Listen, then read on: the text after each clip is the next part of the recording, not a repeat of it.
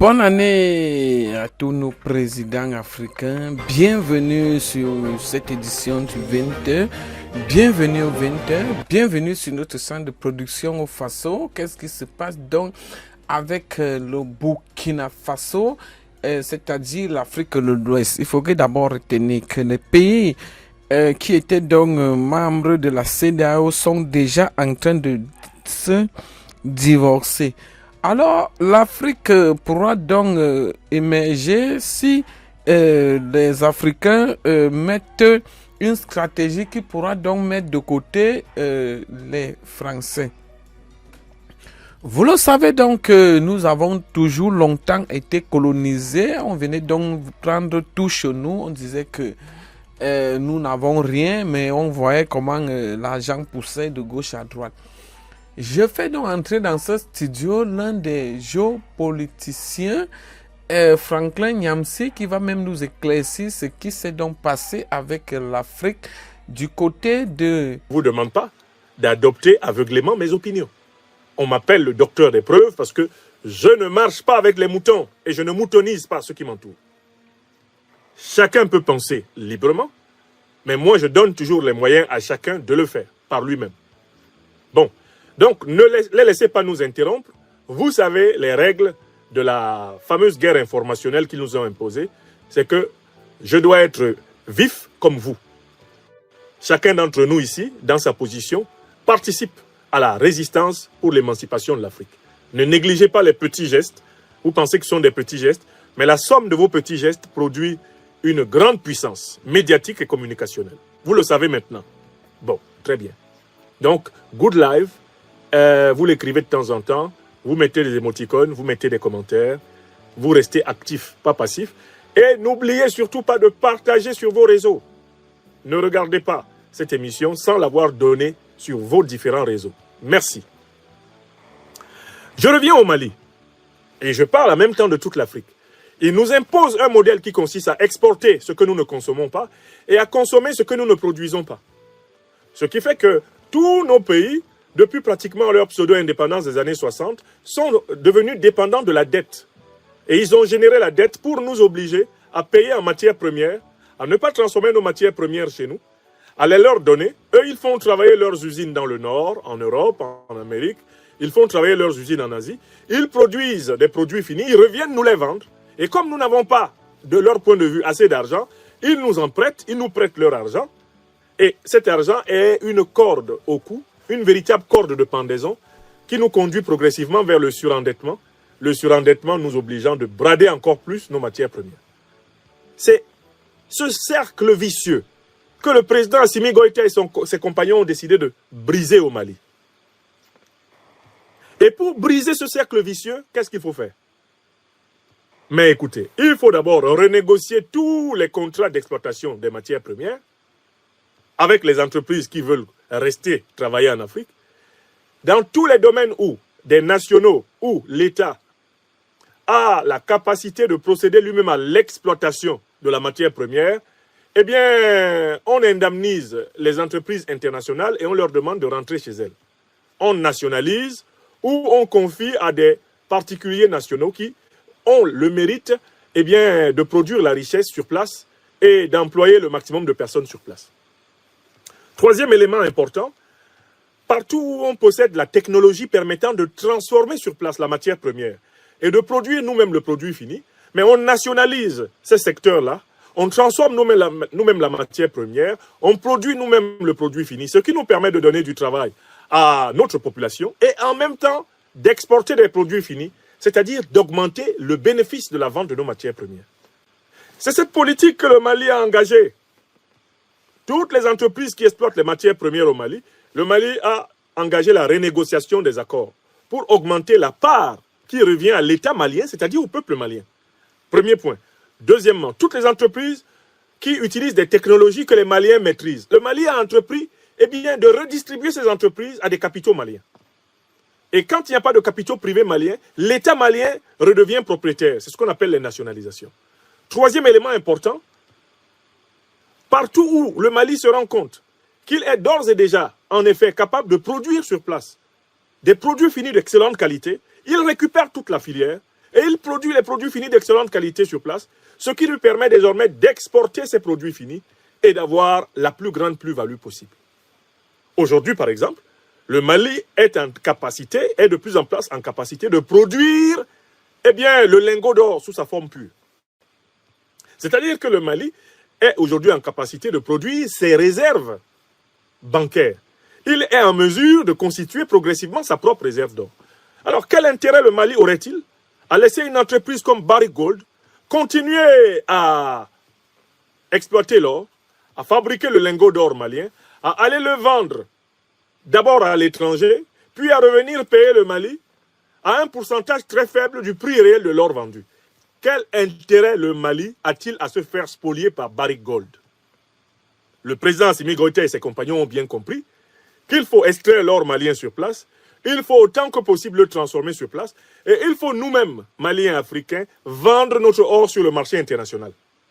Ce qui nous permet de récupérer la plus-value que des particuliers occidentaux, asiatiques, etc., viennent récupérer sur nos richesses, laissant nos peuples dans la pauvreté dans laquelle ils les ont trouvés. C'est ce processus qui a été engagé au Mali. C'est le même processus qui est engagé au Burkina Faso. C'est le même processus qui est engagé au Niger. Par exemple, par rapport à la question de l'uranium. Est-ce que vous comprenez? Il s'agit de la réappropriation de toutes les filières de matières premières stratégiques hautement rentables sur le marché international. Oui, ça pose un vrai problème. Quel intérêt y a-t-il pour le Niger à laisser que Orano prenne le combustible brut de l'uranium, l'amène pour le transformer, le préparer dans les usines françaises ou dans les usines, je ne sais pas, asiatiques ou dans les usines américaines? Quel intérêt si on peut le faire sur place au Niger? Si le Niger peut déjà mettre le yellow cake dans l'état où il est vendable à l'international au meilleur prix, pourquoi le Niger se permettrait de laisser cela à des capitaux étrangers? C'est une foutaise. Alors, quand le Mali a exprimé à Barrick Gold sa volonté d'augmenter la part légitime de l'État malien dans les richesses du Mali, le PDG de Barrick Gold s'est comporté comme un propriétaire frustré. Il s'est comporté comme s'il était le propriétaire de l'or du Mali et que l'État du Mali était le locataire. Il s'est mis à crier sur tous les toits et à menacer le Mali de coups et blessures dans les tribunaux internationaux. Mais il y a une chose que le propriétaire de Barrick Gold n'a pas notée. C'est que le droit international ne s'impose pas de la même façon à toutes les puissances. Selon qu'un pays est une puissance ou pas, il applique ou pas les décisions du droit international. Est-ce qu'on peut juger un citoyen américain à la Cour pénale internationale? Non. Pourquoi? Parce que l'Amérique est une grande puissance. Et que pour arrêter un citoyen américain, il vous faut être capable d'abord de vaincre l'armée américaine. Vous avez déjà vu un citoyen américain à la CPI? Vous avez vu un citoyen britannique à la CPI? Combien de citoyens européens sont jugés à la CPI? Pas du tout, parce que les puissances européennes s'estiment tellement fortes militairement que personne n'a le droit de se saisir de leurs citoyens pour les juger. Or, mais quelle est la plus grande puissance militaire maintenant du territoire malien? Est-ce que la plus grande puissance militaire du territoire malien aujourd'hui, c'est la France? La plus grande puissance du territoire malien aujourd'hui, c'est l'armée malienne. C'est l'État malien qui constitue la puissance la plus forte sur le territoire malien. Donc, si l'État malien dit l'or, là, ça reste ici, qui peut dire le contraire? Si l'État malien dit l'or du Mali que vous preniez avant, là, ça reste ici, le contrat est caduc. Qui peut dire le contraire? Celui qui peut dire le contraire, c'est celui qui peut punir le Mali à l'international. Mais qui peut punir le Mali à l'international? Mais quelqu'un qui peut faire passer une résolution du droit international contre le Mali. Mais qui peut faire passer une résolution du droit international contre le Mali? En tout cas, pas les protecteurs de Barrick Gold. Barrick Gold, ses protecteurs, c'est qui? C'est potentiellement les États-Unis d'Amérique, la France et la Grande-Bretagne. Alors que le Mali a comme grands alliés au Conseil de sécurité permanent des Nations Unies la Fédération de Russie et la Chine. Donc si quelqu'un s'amuse à tenter de forcer là-bas au Conseil de sécurité des Nations Unies pour punir le Mali, il sera bloqué. Il sera bloqué. Celui qui s'en va s'asseoir, je ne sais pas, à la Cour pénale internationale pour soi-disant punir le Mali s'en fout. Celui qui s'en va dire que, bon, on a dit que le tribunal de commerce, le Mali n'applique pas ça, puisque on voit Israël, combien de résolutions il y a eu contre Israël, Israël en a appliqué combien? Qu'est-ce qui lui est arrivé?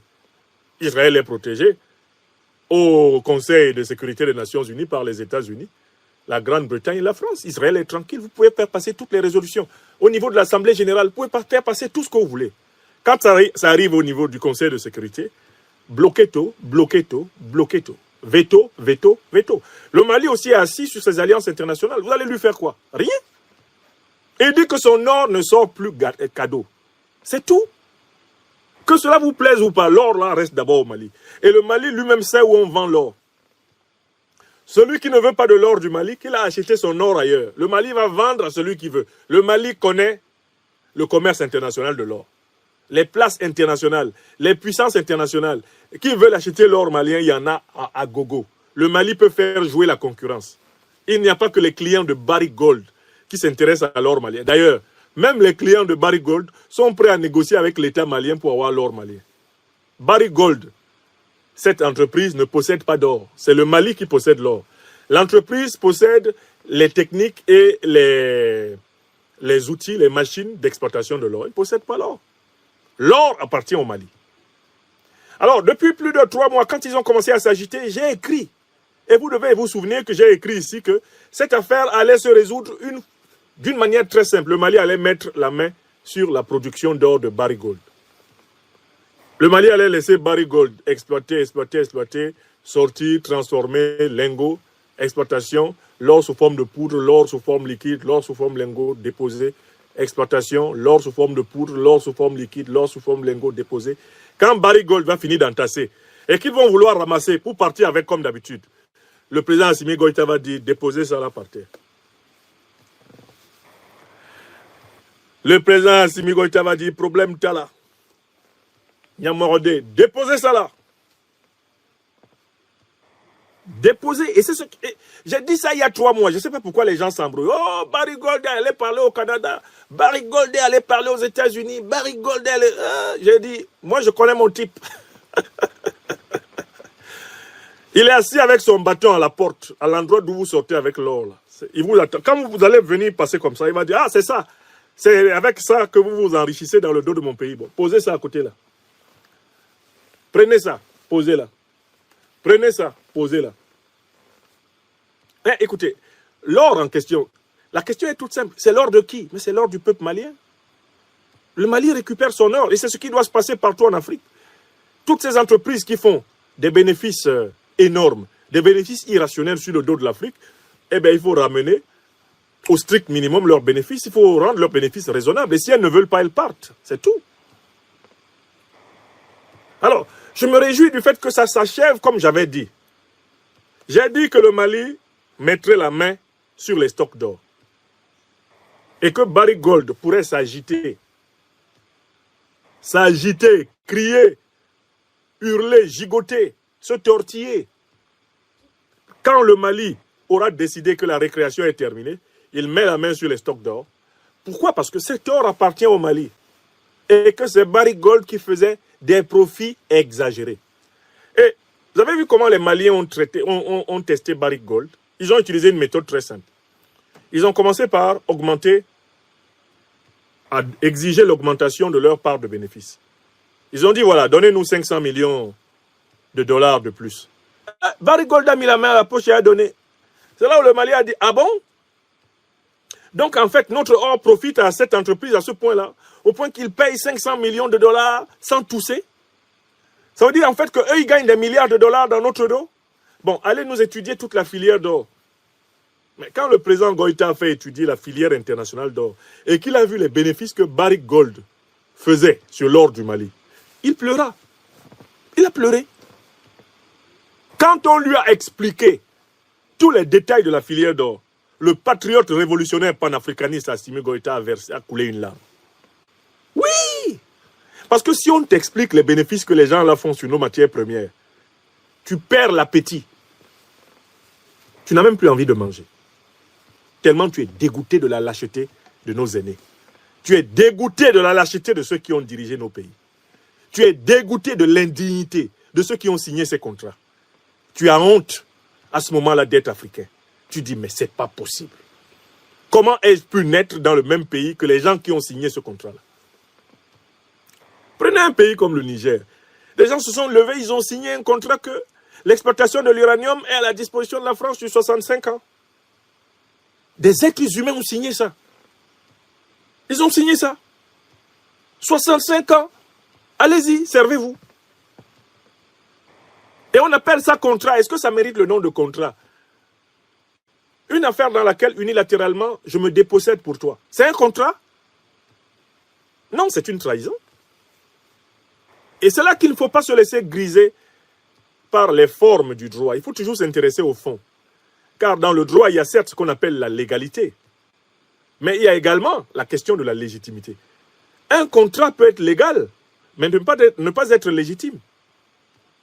Et le formalisme juridique a parfois été l'entourloupe à partir de laquelle les pires escroqueries internationales ont été possibles. Étudiez par exemple au XIXe siècle la fameuse histoire des protectorats qu'on a fait signer à des chefs traditionnels africains et qui ont été transformés en colonisation. Étudiez cette histoire, vous n'en reviendrez pas. Vous verrez comment on a utilisé le droit international comme en fait un outil de filouterie. On te fait signer un document qui est écrit dans une langue que tu ne comprends pas, et plus tard on t'explique qu'en fait tu as signé, que désormais tu es soumis à une puissance. Et que c'est trop tard, puisque en droit, quand tu as signé, tu es engagé.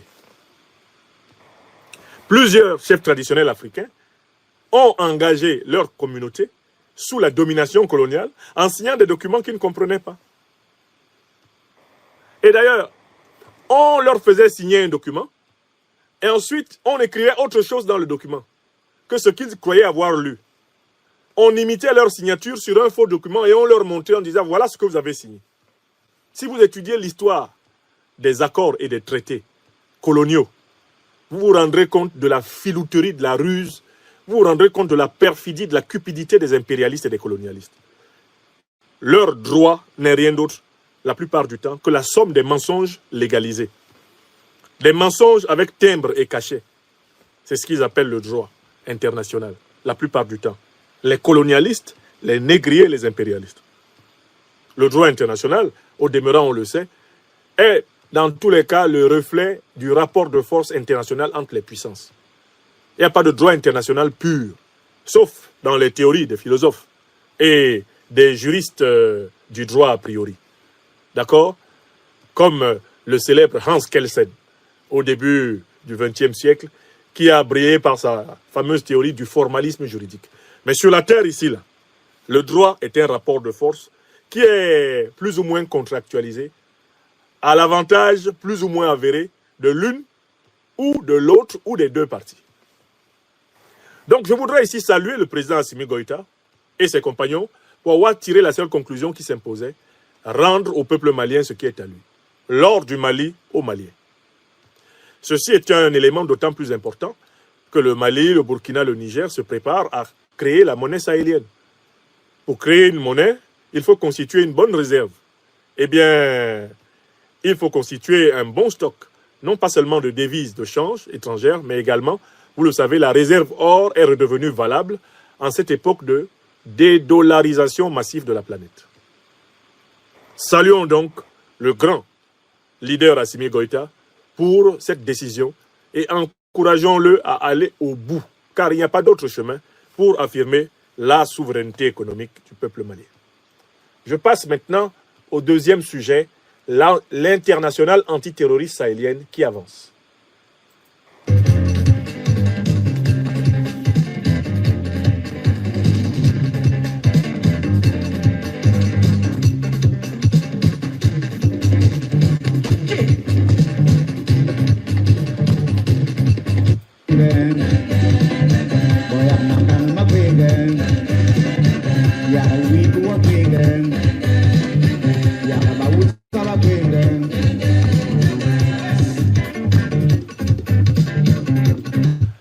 L'internationale antiterroriste sahélienne avance.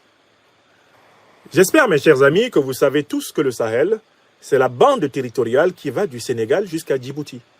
Vous avez l'Afrique du Nord, vous avez l'Afrique, eh bien, de l'Ouest, un peu en bas, vers le golfe de Guinée, vous avez l'Afrique centrale. Mais la bande sahélienne, si vous tracez une ligne qui va de Dakar jusqu'à Djibouti, tout ce paysage-là, qui est juste en deçà du Sahara, du désert du Sahara, il s'appelle le Sahel. Et ce paysage-là, il va de Dakar, bref, du Sénégal, jusqu'à la corne de Djibouti. Tous ces pays-là sont des pays sahéliens. Le Sénégal, la Mauritanie, le Mali, le Burkina Faso, le Niger, le Tchad, le Soudan, l'Éthiopie, l'Érythrée, Djibouti, c'est le Sahel. La Somalie, c'est le Sahel. Donc, quand on parle de Sahel, prenez l'habitude de regarder toute la large bande territoriale qui va de l'ouest à l'est extrême de l'Afrique, de l'extrême ouest à l'extrême est de l'Afrique, ou de l'extrême est à l'extrême ouest.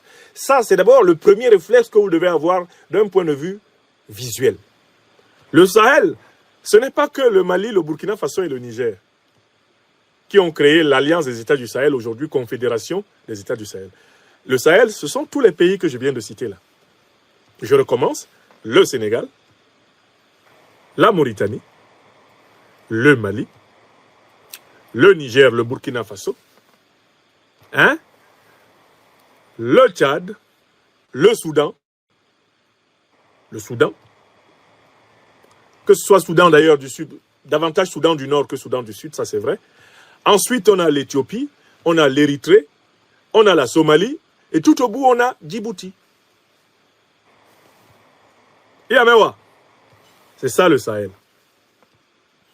Cette zone a la particularité que depuis plusieurs millénaires, elle est traversée par des groupes, des nomades bergers, des nomades commerçants, mais également elle est traversée par les armées. La bande sahélienne est depuis plusieurs millénaires une zone de circulation de troupes armées. En fait, c'est une zone de confrontation des armées. Pourquoi? Parce que, en fait, cette zone-là, elle est double. Le Sahel est la zone intermédiaire entre l'Afrique noire, ou si vous voulez, l'Afrique des forêts, l'Afrique verte, hyper verte, et l'Afrique blanche, l'Afrique du Nord, l'Afrique arabe, l'Afrique berbère. D'accord? Premier point, le Sahel, c'est vraiment la zone de passage de l'autre côté. Mais le Sahel est également la bande à partir de laquelle on circule pour entrer dans le Moyen-Orient. En passant soit par l'Égypte, soit par le golfe d'Aden, en allant jusque sur la mer Rouge, on entre sur le continent asiatique. Donc c'est une zone de migration extrêmement importante de population de toutes sortes. Il y a une troisième raison qui est importante, c'est que maintenant on a les avions, mais avant on n'avait pas les avions. Et le Sahel était la route des pèlerins. Pour aller à la Mecque, les Africains devaient longer les routes du Sahel. Donc, ça a été une route de caravane religieuse. Les pèlerins qui partaient du Sénégal devaient traverser le Sahel, tout au long du Sahel, comme ça, pour arriver, en Arabie Saoudite, en passant par l'Égypte. Et il fallait revenir par le même chemin. Donc, c'est un chemin de pèlerinage. Et en fait, bien sûr, cette zone-là, du fait de la désertification, a été couverte de sable. Mais on y trouve sans doute les souvenirs les plus riches de la civilisation africaine. Quand les archéologues de cette région de l'Afrique retrouveront des moyens sérieux, ils feront des découvertes faramineuses. Comme par exemple, la découverte qui a été faite dans la région soudanienne de Doukigel et qui a démontré qu'il existait au plus profond de l'Afrique noire, avant même le grand moment égyptien, des civilisations lumineuses. Alors, c'est ça le Sahel. D'abord, il faut comprendre que le Sahel, c'est ça. Mais le Sahel que vous voyez là est une région qui a une particularité économique dont on ne parle pas beaucoup, c'est que son sous-sol est l'un des plus riches de la Terre. D'abord, les nappes phréatiques qu'il y a sous le Sahel et par extension sous le Sahara sont immenses. Les pays sahéliens que vous voyez là sont les pays les mieux arrosés en nappes phréatiques de la Terre. Dans le sous-sol sahélien, il y a plus d'eau, même que dans certains pays d'Afrique équatoriale, dans le sous-sol sahélien.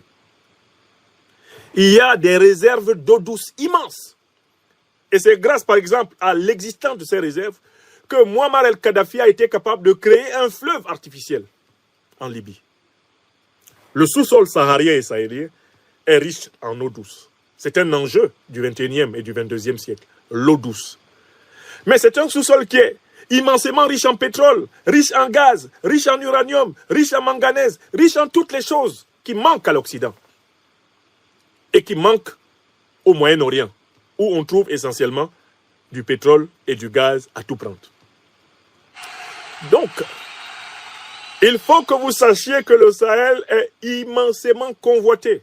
Convoité par l'Europe, convoité par l'Amérique et convoité par l'Asie, comme toute l'Afrique. Parce que les experts occidentaux qui pratiquent ce qu'on appelle la géodétection et qui travaillent avec vraiment les technologies les plus fines pour identifier la composition de l'écorce terrestre, ont découvert des réserves faramineuses de produits stratégiques, de ressources naturelles stratégiques dans toute la bande sahélienne.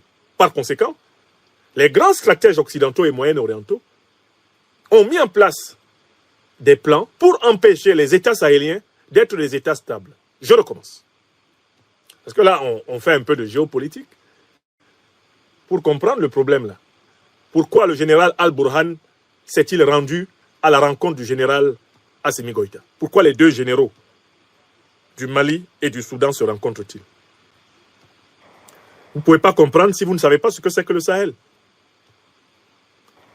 L'OTAN, qui possède des informations très précises sur les richesses potentielles, les richesses naturelles du Sahel, a entrepris de déstabiliser tout le continent africain pour s'en assurer le contrôle dans ce millénaire. Et c'est le but de la grande campagne qui a été menée en Libye, où Kadhafi a été tué, la Libye dépecée, et des terroristes d'Al-Qaïda et de l'État islamique ont été armés avec pour mission d'envahir le Sahel et d'empêcher les États sahéliens d'être solides, d'être stables. C'est le plan d'Obama, de Sarkozy et de Cameron. C'est le plan de l'OTAN. C'est ce plan qui se poursuit sous la forme de la déstabilisation des groupes terroristes auxquels nous avons affaire aujourd'hui. Deux groupes appartenant à deux organisations issues des renseignements généraux de l'OTAN, Al-Qaïda et l'État islamique. La preuve que ces organisations sont issues des renseignements généraux de l'OTAN, une preuve supplémentaire vous a été donnée par l'accompagnement d'un grand terroriste au pouvoir en Syrie, Al-Joulani, alias Ahmad al-Shari, leader de l'État islamique et d'Al-Qaïda, qui a été encadré pour entrer à Damas et permettre à l'État d'Israël, en bonne entente avec les États-Unis, l'OTAN, eh bien, de bombarder, de décapiter complètement l'État syrien. Vous avez vu ces choses-là. Vous avez vu les organisations terroristes négocier avec la puissance américaine leur retour au pouvoir en Afghanistan. Ça, vous avez vu ça. Les leaders d'Al-Qaïda étaient basés à Doha, au Qatar. Vous avez vu ça. J'espère que vous savez que le Qatar, par exemple, a participé personnellement à l'expédition militaire contre la Libye. L'armée du Qatar était aux côtés de l'armée française, de l'armée américaine, de l'armée britannique, pour bombarder pendant 6 mois la Libye. Quel était le but de tout cela? Empêcher l'émergence au Sahara et au Sahel d'États puissants qui pourraient donc, par conséquent, utiliser en interne, endogénéiser la richesse africaine. Est-ce que c'est clair pour tout le monde? Mais je vous ajoute des preuves, puisque vous êtes ici, chez le docteur des preuves. Est-ce que vous savez pourquoi il y a eu la partition du Soudan?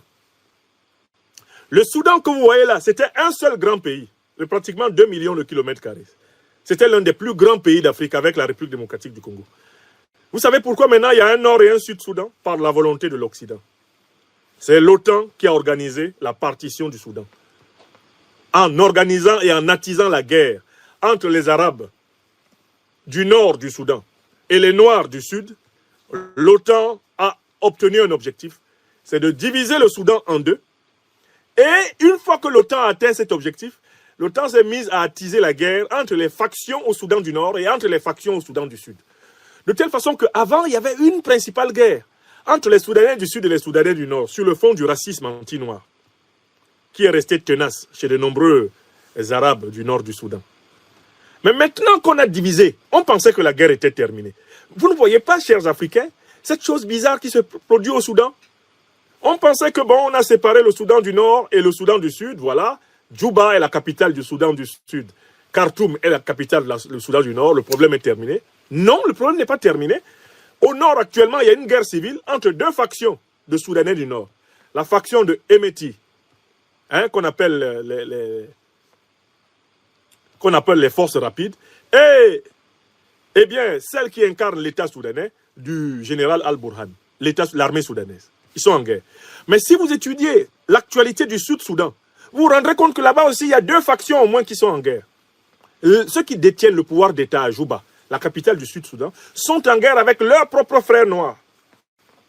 Et tout ce monde-là est armé par des puissances occidentales. Quand vous regardez l'histoire du Soudan actuel, notamment depuis la guerre civile qui a été arbitrée par la partition, vous vous rendez compte de la félonie et de la méchanceté de la géopolitique occidentale. C'est-à-dire qu'ils ont obtenu la partition du Soudan. Non contents, ils veulent obtenir la quadripartition du Soudan. C'est-à-dire que maintenant, le Soudan du Nord est en train de menacer d'être coupé en deux morceaux, et le Soudan du Sud aussi, il menace de le couper en deux morceaux. Ça vous dit quelque chose? Est-ce que ce que je vous dis là, ça vous parle? Mais quel était le plan du néocolonialisme français au Mali, avec cette histoire d'Azawad? Que recherchait le néocolonialisme français au Mali? Que recherche l'impérialisme et le néocolonialisme algérien au nord du Mali? N'est-ce pas la même chose? Quel est le plan de l'OTAN et du néocolonialisme français pour le Mali? C'est la partition. Ils ont voulu, à travers le MNLA, créer l'équivalent d'un Soudan du Nord. Ils voulaient fabriquer un Mali du Nord. Pourquoi? Parce que grâce à cette division, ils peuvent plus facilement ramasser les matières premières, leur objectif premier. Partout dans tous ces pays-là, les stratèges géopolitiques occidentaux vont susciter des mouvements de rébellion à propension sécessionniste. Ils vont susciter des mouvements indépendantistes. Ils vont susciter des revendications de micro-États. Dans quel but? Fragiliser l'Afrique, empêcher l'existence d'États africains puissants qui puissent transformer les matières premières sur place et donner à nos peuples la prospérité à laquelle ils ont droit. Donc, je me résume. La stratégie utilisée pour diviser le Soudan, c'est exactement la même stratégie que les impérialistes occidentaux ont utilisée pour tenter de diviser le Mali. Par conséquent, le général Al-Burhan, qui est à la tête du Soudan du Nord, et le général Assimi Goïta, qui est à la tête du Mali, savent qu'ils ont affaire aux mêmes gens. Parce que les mêmes méthodes leur sont appliquées aux deux bouts du Sahel. Quand ton frère et toi, vous rendez compte que vous avez affaire aux mêmes ennemis, quelle est la solution? Vous n'avez pas d'autre solution que de vous rassembler. Le général Al-Burhan a pris son avion pour venir voir le général Assimi Goïta pour lui dire « Les problèmes que tu as ici sont les problèmes que j'ai là-bas. Mettons-nous ensemble pour résoudre les problèmes que nous avons. » Car les mêmes qui déstabilisent le Soudan sont les mêmes qui déstabilisent le Mali. Tout le Sahel est déstabilisé par la même organisation. Celle qui promeut des guerres civiles, des partitions, celle qui promeut des rébellions instrumentales dans le but d'affaiblir les pays et de s'assurer la même mise sur leurs matières premières. Ce que Naomi Klein, dans son merveilleux ouvrage, a appelé « disaster capitalisme », le capitalisme du désastre. On sème le chaos et ensuite on vient imposer ces conditions de coopération et de négociation économique. Voilà toute la stratégie de domination du monde par l'OTAN. La guerre d'abord, grâce au chaos, l'affaiblissement des puissances inférieures, grâce à l'affaiblissement des puissances inférieures, leur soumission à des conditions de coopération économique inégales et par conséquent la perpétuation de l'hégémonie et de la domination. Alors, maintenant qu'ils savent tous qu'ils sont déstabilisés par l'OTAN, ils sont en train de comprendre qu'ils doivent créer une internationale antiterroriste sahélienne. C'est-à-dire que les terroristes vont être pris à l'étau. De l'est à l'ouest, ils vont être littéralement traqués par les armées. Si les terroristes sont traqués par les armées, ils n'ont pas le choix. Soit ils s'enfuient en Afrique du Nord, ou de toutes les façons, les armées les attendent pour les tailler en pièces s'ils poursuivent leur activité terroriste, soit ils disparaissent sous les coups de boutoir, eh bien les Africains, soit ils abandonnent tout simplement leur activité terroriste. Donc la mise en place de l'international antiterroriste du Sahel renforcera la sécurité de l'Afrique noire et renforcera en particulier l'insécurité du Sahel. Monsieur Al-Burhan, général du Soudan, est conscient de la qualité des résultats obtenus par les présidents Goïta, Tiani et Traoré dans la lutte antiterroriste. Il veut s'en inspirer. Mais il y a autre chose qui est important. Il faut savoir que le personnel militaire circule dans le Sahel. Il y a une espèce d'Africain particulier qui est apparu. ces dernières années, on les appelle les mercenaires en tout pays. Il y a des gens là qui combattent actuellement dans les troupes d'Al-Qaïda et l'État islamique, mais qui, dans 2 mois, se retrouveront dans les forces de Hemeti en train de combattre au Soudan, mais qui, dans 3 mois, peuvent se retrouver dans les forces de Khalifa Haftar en Libye en train de combattre. Il y a un certain nombre d'Africains qui se sont spécialisés dans le mercenariat de guerre et qui circulent de guerre en guerre pour vivre. Ils essayent une guerre ici, si ça finit, il prend ses clics et ses claques et sa calache, il les cache soit dans une moto, soit dans un chameau, et il va chercher une autre guerre pour travailler. Il y a des gens qui ont fait de la guerre leur travail. Il y a des mercenaires professionnels. Donc Hemeti et Assimi Goïta et tous les leaders du Sahel savent qu'ils ont affaire à des individus qui bougent à travers les frontières en fonction des contrats. Donc il faut mutualiser les moyens de contrôle et de défense pour pouvoir réduire autant que possible l'expansion de ce phénomène de mercenariat. Mais je vous dis que parmi les hommes, les criminels mercenaires qu'on arrête au nord du Mali, parfois il y a des Djiboutiens, il y a des Soudanais, il y a des Éthiopiens, il y a des Tchadiens. Tout comme parfois, parmi ceux qu'on peut arrêter là-bas au Tchad, qu'on peut arrêter au Niger, il va y avoir des Maliens, des Mauritaniens. C'est-à-dire que le terrorisme dans le Sahel, c'est devenu une espèce de compétition sportive. C'est un championnat. Et il y a un certain type d'individus dans toutes nos populations africaines qui sont devenus des professionnels du mercenariat terroriste. Ils voyagent de frontière en frontière pour être recrutés par des factions, par des groupes, faire la guerre, avoir de l'argent et revenir voir 1 ou 2 de ces femmes là où il peut les trouver. Il y a des gens qui ont organisé leur vie autour de l'activité terroriste. Soit parce qu'ils vendent des armes aux terroristes, soit parce qu'eux-mêmes vendent leur expérience militaire comme terroristes. Mais ils peuvent combattre le jour pour Al-Qaïda, la nuit pour l'État islamique. Ils peuvent aller travailler comme combattants de Boko Haram. Ils sont comme des joueurs professionnels. Ils sont des terroristes professionnels. Ils agissent sur mission. Il arrive, je ne sais pas, dans une région, il dit « Ah oui, moi j'ai déjà combattu dans le nord du Niger. Voici ce que j'ai fait, j'ai telle expérience. » On dit « Très bien.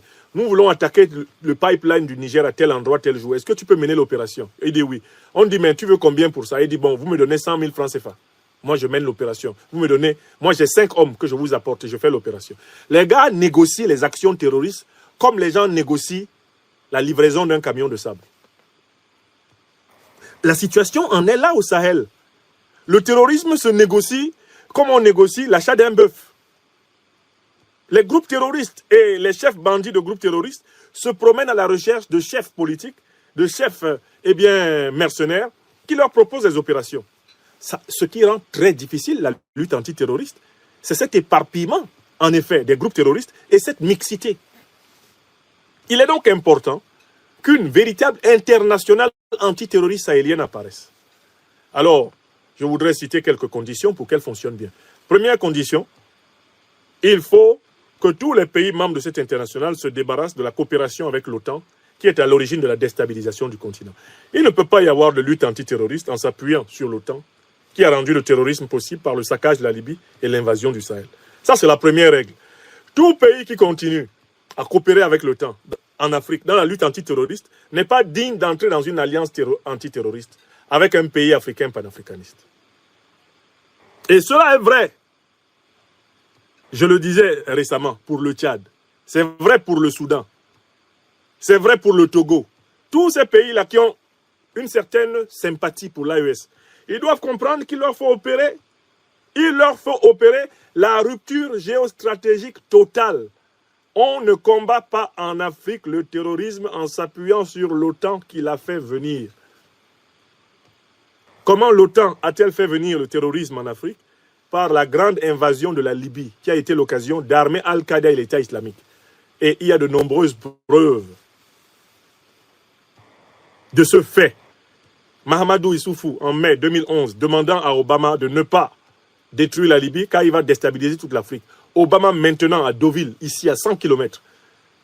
We will finish the job. On a une autre preuve.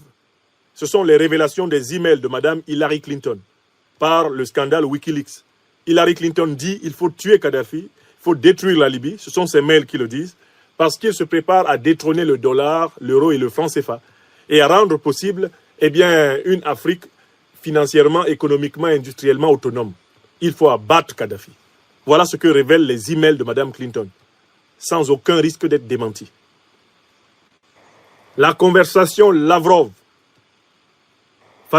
le révèle aussi, où Lavrov dit à Fabius, vous vous apprêtez à combattre maintenant au Mali les terroristes que vous avez armés en Libye. Et où Laurent Fabius répond à Sergueï Lavrov, c'est la vie. Les aveux du président Emmanuel Macron lui-même, dans le journal Le Figaro, du mois de juin 2017. Nous, Français, nous avons eu tort de faire la guerre contre la Libye car il en a résulté partout les États sahéliens faillis et des groupes terroristes qui prospèrent. Les Africains doivent avoir ces preuves à l'esprit et ne plus se laisser distraire par les flatteries otaniennes. C'est un fait scientifique que la déstabilisation contemporaine de l'Afrique est une action intentionnelle de l'OTAN. C'est un fait scientifique. Donc, dans ces conditions, c'est la première condition, il faut rompre la coopération militaire avec l'alliance qui ne veut pas de l'Afrique stable. Deuxième condition, il faut renforcer la coopération militaire entre les armées sahéliennes, sur le modèle de ce que les 3 armées de l'AES ont fait.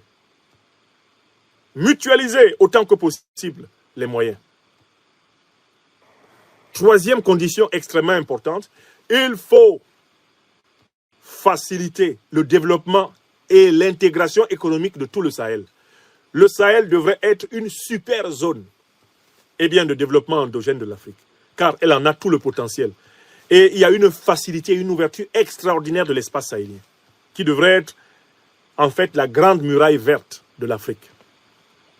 Une grande révolution écologique de Dakar à Djibouti devrait faire du Sahel vraiment une immense et magnifique muraille écologique du continent africain. La renaissance du continent africain, c'est aussi la terre sahélienne, faisant surgir cette eau douce et nourrir ses populations et ses bêtes et ses plantes. Cela est possible, mais à condition qu'il y ait une mutualisation des grands projets de transformation de la région. Enfin, il y a un quatrième élément nécessaire, c'est se soutenir sur le plan diplomatique. Continuer à se battre ensemble pour obtenir un poids des puissances africaines dans les organisations internationales, notamment dans le cercle des Nations Unies. Imaginez une alliance sahélienne intégrant le Mali, le Burkina, le Niger, le Tchad, le Soudan, l'Éthiopie, Djibouti, l'Érythrée, mais ça en est fini. Personne n'osera encore gronder les Africains au Conseil de sécurité des Nations Unies. Imaginons une confédération rassemblant tous ces pays-là en une seule force et puissance sur le plan diplomatique et stratégique. Ça change toute la donne. Et cela favorise la naissance d'une puissance comparable en Afrique centrale. Vous voyez? Donc il y a un très grand enjeu diplomatique et géostratégique dans ce rapprochement. Un très grand enjeu diplomatique, géostratégique et géopolitique dans ce rapprochement, je voulais le souligner. Espérons que ces choses avancent à partir du noyau de l'AES.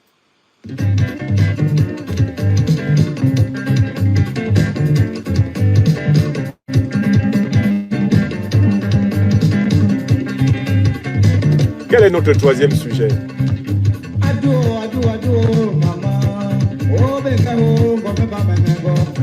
Pourquoi le despote moribond Paul Barthélémy Biya Bimvondo en veut-il à l'intrépide avocate camerounaise Maître Alice Nkom, ma sœur bien-aimée? Ça fait plusieurs semaines et même plusieurs mois que je vois le régime Biya organiser une chasse à la femme. Que dis-je? Une chasse à l'homme contre une avocate respectable, renommée internationalement, fille du Cameroun, fille de mon pays natal, Maître Alice Nkom, que je connais personnellement, dans la maison de laquelle à Douala, je suis chez moi. Cette grande sœur bien-aimée est l'objet d'une persécution acharnée, redoublée ces derniers temps du régime Biya, sous toutes sortes de motifs. Et moi, le motif qui m'a mis la puce à l'oreille, c'est qu'on la convoque devant un tribunal militaire. Mais écoutez, vous entendez bien? Dans la loi camerounaise, on ne juge pas des civils devant un tribunal militaire. Mais Paul Biya, qui estime que la loi dépend de ses caprices et de ses humeurs, fait convoquer une citoyenne, une civile, qui plus est une avocate, devant le tribunal judiciaire, devant le tribunal militaire. Soyons très clairs. Maître Alice Combes est une avocate. Comme telle, elle défend plusieurs causes. Mon intervention ici ne porte pas sur le contenu de ces causes. Par exemple, Maître Alice Combes a régulièrement défendu, contre la violence de la société, les personnes homosexuelles. Ce qui, la met en difficulté avec l'opinion dominante dans les pays africains, selon laquelle l'homosexualité ne peut pas être une pratique qu'on va considérer comme une référence ou un acte sociétal. Ça, c'est un élément de la civilisation africaine et qu'il faut respecter, comme on doit respecter les éléments des civilisations des autres continents. Bon. Mais Maître Combes a pris sur elle la difficile responsabilité de défendre des personnes homosexuelles qui peuvent être victimes d'abus, de violences et d'une certaine inhumanité de la société. C'est un sujet très délicat. Et quand je parle ici d'elle, ce n'est pas parce que je voudrais participer à ce combat. Ce n'est pas cela le sujet. Et je voudrais qu'on évacue d'abord cela. Peu importe les causes qu'elle défend en tant qu'avocate. Les avocats sont chargés de défendre les gens. Les gens de toutes sortes d'ailleurs ont le droit d'être défendus quand ils voient leurs droits spoliés. Donc ce n'est pas le contenu des causes de Maître Alice Combes qui lui vaut mon soutien ici. Ce qui lui vaut mon soutien, c'est le courage qu'elle a de défendre beaucoup de causes. Laissons cette question homosexuelle, qui est une question à polémique, puisqu'elle renvoie à la question des valeurs sociétales africaines. Et que chaque société est libre de vivre selon ses valeurs. Aucune société dans ce monde ne possède des valeurs qui puissent être universalisables a priori aux autres. Ok. Mais Maître Combes a régulièrement défendu des personnes victimes de violations de leurs droits politiques, tout simplement. C'est l'une des avocates qui a eu le courage de défendre le président du MRC, Maurice Kamto, au moment le plus sombre de la répression qui s'abattait contre lui de la part du régime de Paul Biya. Maître Alice Combes n'a jamais rechigné au danger de se porter au secours des plus faibles, au secours de ceux qu'on traque. Elle a défendu une infinité d'autres causes. Même pas en rapport avec cette question homosexuelle. Et c'est parce que c'est une défenseur des droits humains en général, une femme courageuse que je la défends ce soir contre les velléités en réalité d'assassinat. Parce que quand le régime Biya commence à tournoyer autour de quelqu'un, c'est pour lui donner la mort. De grands Camerounais, de grandes Camerounaises ont trouvé la mort sous les coups du régime Biya. On l'a vu avec les journalistes, assassinés en plein jour, comme l'a été le cas de Zogo, il y a à peine 2 ans. Comme l'a été le cas d'un journaliste anglophone et beaucoup d'autres. On a vu le régime Biya assassiner crapuleusement des prélats comme Monseigneur Bala, comme le père Angélbert Mveng, comme Monseigneur Plumet, comme les sœurs religieuses de Djoum, dans le sud du Cameroun. D'accord? On a vu des prélats assassinés par les milices de ce régime, y compris des sœurs religieuses, sans que les procès en viennent à conclure à la punition des coupables. La danse du scalp que le régime Biya a commencé autour de Maître Alice Combes est un rituel que nous connaissons et qui a pour but de lui proposer la mort violente ou l'exil, à défaut de la prison arbitraire comme destination. Et donc la question est la suivante. Pourquoi s'acharne-t-il contre elle? J'ai regardé les motifs et l'un des motifs les plus récurrents qui est avancé, c'est que les ONG pour lesquelles elle travaille réunissent des fonds remarquablement importants. Mais depuis quand pour un avocat international, une avocate internationale de la taille de Maître Combes, gagner beaucoup d'argent est un scandale? Depuis quand une avocate internationale de son rang? Parce que je crois que les Camerounais ont perdu même toute mesure de la valeur des Camerounaises et des Camerounais. Est-ce que c'est anormal qu'une avocate de la classe et du niveau de Maître Combes gagne beaucoup d'argent? Si c'est le fait qu'elle gagne beaucoup d'argent, si c'est le fait qu'elle reçoive beaucoup de financement, en quoi le fait qu'une avocate internationale ou qu'une ONG de défense des droits humains reçoive beaucoup de financement est quelque chose d'illégal? Il faudrait établir que l'usage qui est fait de ces financements serait contraire à la loi, ou que les conditions dans lesquelles ces financements leur ont été octroyés sont contraires à la loi. Or, dans le cas d'espèce, le régime de Biya ne démontre rien de tout cela. On dit non, non, non, ils sont trop aidés. Alors, je fais mon hypothèse. Ce n'est pas tant à cause de l'argent, parce que si c'est pour l'argent, de toutes les façons, le régime Biya, qui est un régime de grands voleurs, en a plein les poches. En fait, ce qui est craint par Paul Biya, c'est que les ONG soient l'un des moyens par lesquels ces maîtres, eh bien néocolonialistes français occidentaux en général, risquent de le contourner pour lui imposer une succession défavorable. Je recommence. Je sens le vrai problème qu'il y a derrière la persécution de Maître Nkom.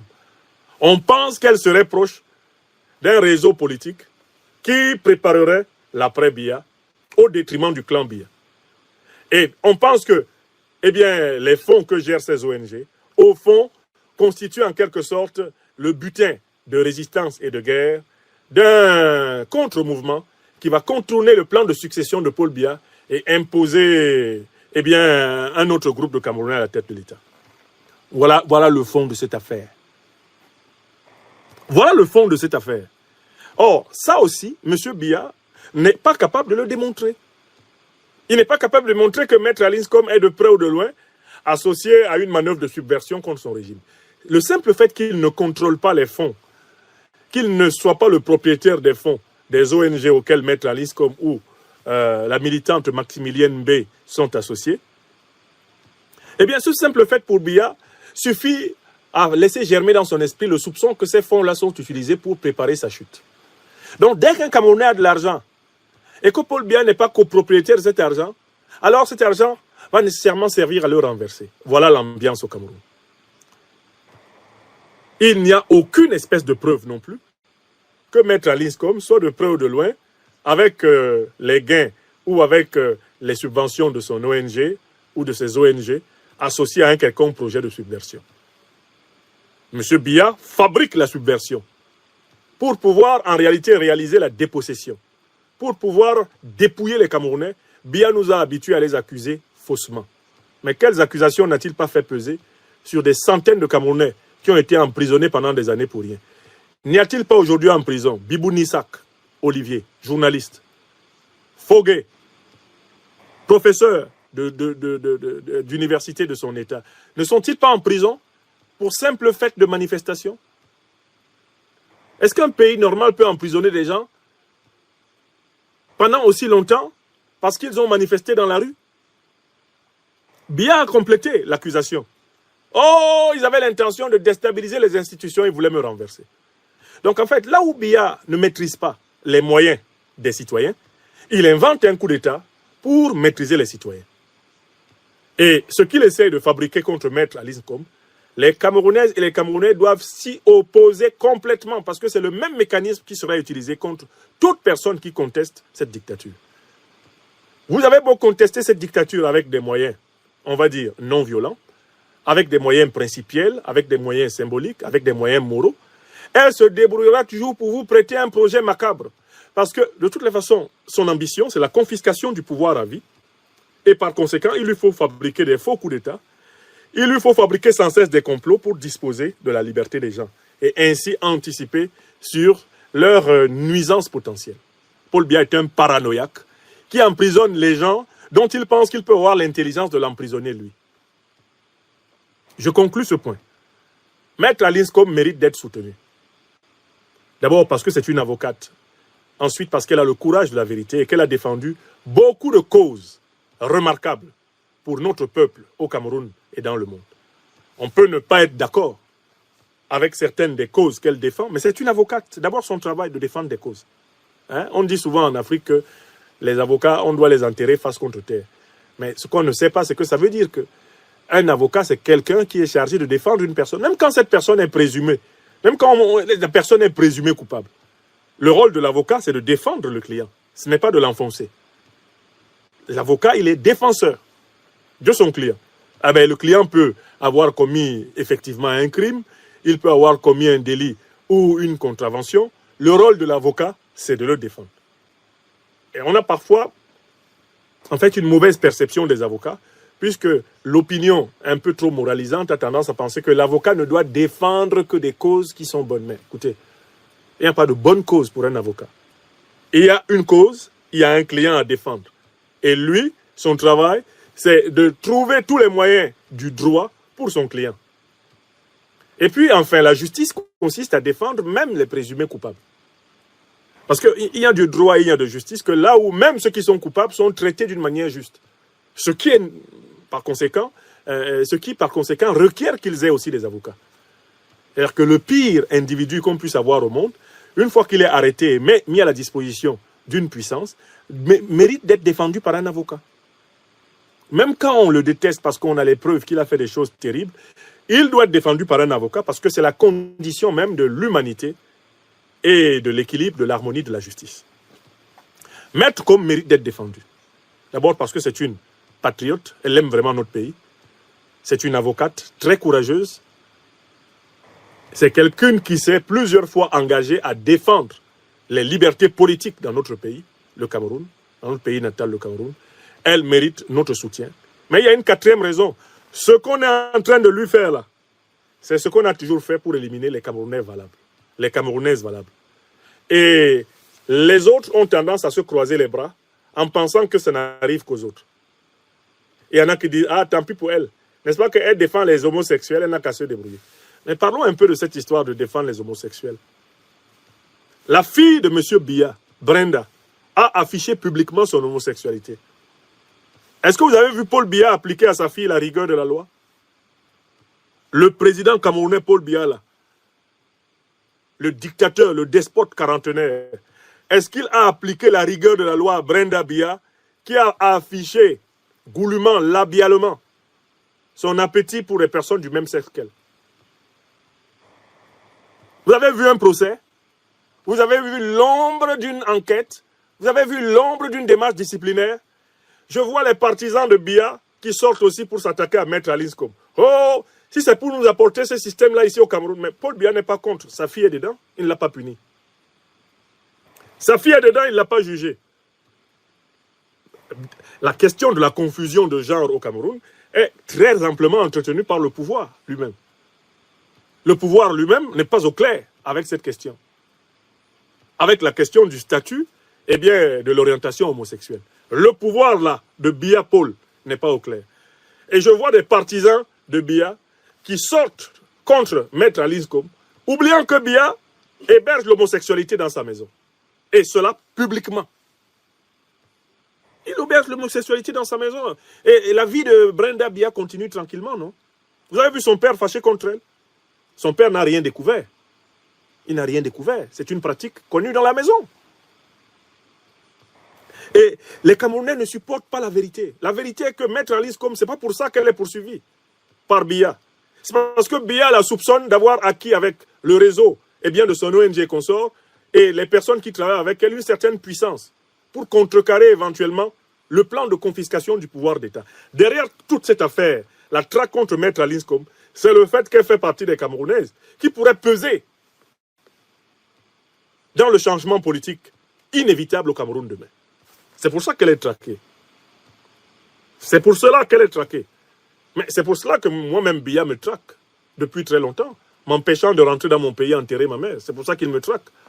C'est pour ça que quand je demande qu'on renouvelle mon passeport camerounais, il le refuse. Et il le refuse personnellement. Pas question. Tant qu'il n'a pas changé de position envers moi, je ne veux pas le voir ici. Voilà quelqu'un qui confisque un pays, il croit que c'est pour lui, alors que, bon, de toutes les façons, personne d'entre nous n'est propriétaire d'un pays. Nous ne sommes même pas propriétaires de la terre. Nous sommes tous des locataires de la terre de passage. Les uns vers la mort éternelle, les autres vers la vie éternelle. Et puis il y a certains qui font le malin, comme si c'était eux les propriétaires de la location commune. J'ai fait dire à Paul Biya, si le Cameroun vous appartient, vivez 150 ans. Si Dieu le veut, vous partirez, je rentrerai. Vous partirez, vous serez même encore là et je rentrerai. Car en fait, cette terre-là, elle n'appartient à personne d'entre nous. Nous y sommes tous des locataires. Et les événements qui s'y déroulent dépassent parfois l'entendement de l'homme individuel. Je rentrerai au Cameroun. L'enjeu de ce pays, c'est la confiscation de ce pays par une oligarchie criminelle, celle du régime Biya. Et la persécution contre Maître Ali Nkom, c'est la même persécution contre Kamto Maurice. C'est la même persécution contre les UPCistes. C'est la même persécution contre le SDF. C'est la même persécution contre les intellectuels opposés au régime. C'est la même persécution contre les prêtres qui ont résisté, les pasteurs qui ont résisté. C'est la même persécution contre la jeunesse, souverainiste, panafricaniste. C'est la même persécution contre les diasporas qui ne se soumettent pas. C'est la même persécution. Et nous, Camerounaises, Camerounais, de l'étranger comme de l'intérieur, devons prendre l'habitude de nous placer au-dessus de nos intérêts égoïstes individuels pour voir la menace sur la vie collective. Que représente cette forme de persécution? Quand on s'attaque à une avocate comme ça, comme ils se sont attaqués au président Maurice Kamto, comme ils se sont attaqués à des prêtres, comme ils se sont attaqués à des journalistes, comme ils se sont attaqués à des activistes. Vous avez vu un activiste enlevé au Gabon, livré par Oligui Nguema à Biya. Ces choses-là doivent nous concerner. Parce qu'en fait, c'est notre droit d'exister en paix et librement en Afrique qui est remis en cause par les pratiques de ces potentats. Et comme ce n'est pas toujours nommément nous qui sommes menacés, nous avons tendance à attendre ou à dire que l'autre a fait quelque chose de trop, l'autre a fait quelque chose de plus qui fait que finalement, c'est bien fait pour lui si ça lui arrive. C'est avec ce c'est bien fait pour lui si ça lui arrive que les dictatures prospèrent. La division des gens.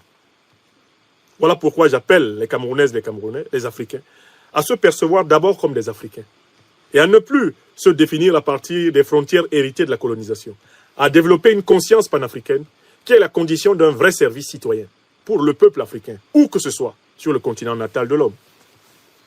Soutien donc total à Maître Alice comme ma sœur bien-aimée. Nous parlerons, Maître Alice. Je sais que nous avons eu quelques opportunités de nous joindre ces derniers temps, mais les contraintes horaires, les contraintes d'emploi du temps, les contraintes de réunion parfois, empêchent que l'on échange. Ma chère sœur, je te renouvelle mon amitié, ma fraternité. Je te renouvelle ici à Mondo Vision, mon soutien. Et j'appelle les Camerounaises et les Camerounais à s'élever à la hauteur de l'intérêt commun, collectif, de la survie d'une civilisation digne dans ce pays. J'appelle les opinions africaines à voler au secours de cette intrépide avocate qui a mené et a défendu plusieurs causes remarquables et qui peut encore le faire et qui est une femme d'expérience. C'est une personne de plus de 70 ans, si je ne m'abuse. Aujourd'hui, Maître Alice Nkom, elle a beaucoup d'expérience. Et des dames, des mères de cette qualité doivent inspirer nos enfants, nos filles, afin d'être comme elle, des servantes de la vérité, justice, solidarité des hommes. Ainsi soit-il. Soutien total.